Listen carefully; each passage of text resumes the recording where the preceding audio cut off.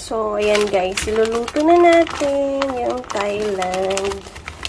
Ayan, alisin natin sa plastic. Ay, dahil lang. Masyadong madikit.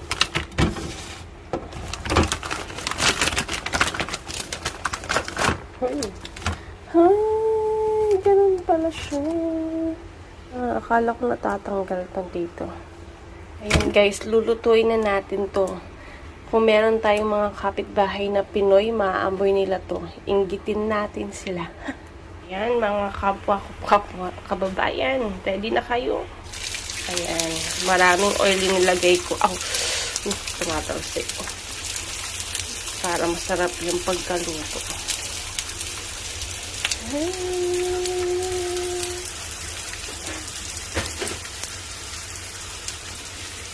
Balik na rin natin.